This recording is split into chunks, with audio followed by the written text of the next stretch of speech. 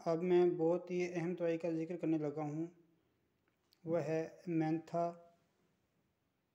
पाइपराटा।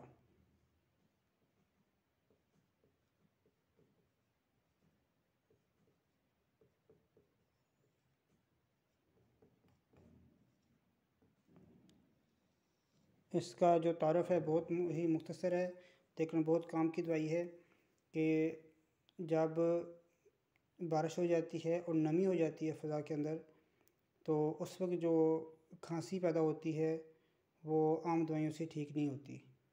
मगर खुश्क मौसम में एकोनाइट दे दें या बरायूनी दे दें, उससे बहुत सारे केस कवर हो जाते हैं, खांसी भी ठीक हो जाती है, बुखार और ठंड लगने की कैफियत जो है वो ठीक हो जाती हैं। लेकिन जब बारिश हो जाती है तो फिर एकोनाइट और बरायूनियाँ काम नहीं करती। उस वक्त फिर आपने इस्तेमाल करानी है मेंथा पाइपराटा। इसकी जो ख़ास कैफियत है वो ये है कि ये सर्दी का असर कबूल करने वाले जो असाब होते हैं उनमें तहरीक पैदा करती है, और जिस वजह से वो जो ठंडक का एहसास है या ठंड लग रही होती है या उस वजह से जो मसाइल पैदा हो होते हैं उसको ये कवर कर जाती है। और ये दवाई खाते ही अपना असर दिखाती है। इसको खांसी में इस्तेमाल कर सकते हैं आप।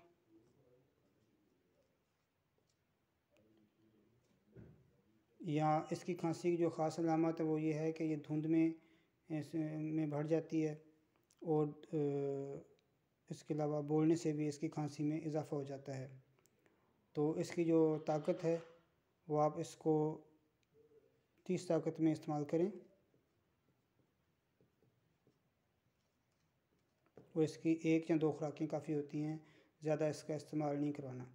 कुछ किताबों में लिखा है कि इसको मदर टिंचर में इस्तेमाल करें, लेकिन मेरे जो है इस्तेमाल में वो 30 ताकत में रही है, तो इससे मैंने बड़ा अच्छा रिज़ल्ट दिया है इसे। तो ये एक नायाब ऐसी समझी मेडिसिन है जो शायद ही किसी ने आपको बताई हो या आपके इल्म में आई हो। तो मेंथा पाइपराटा को याद रखें ठंड में होने वाली खांसी के इलाज में। या बाकी सारी दवाइयाँ जो हैं फ़ेल हो जाती हैं, तो वह मेंथा अलग फजल अच्छा असर दिखाती है।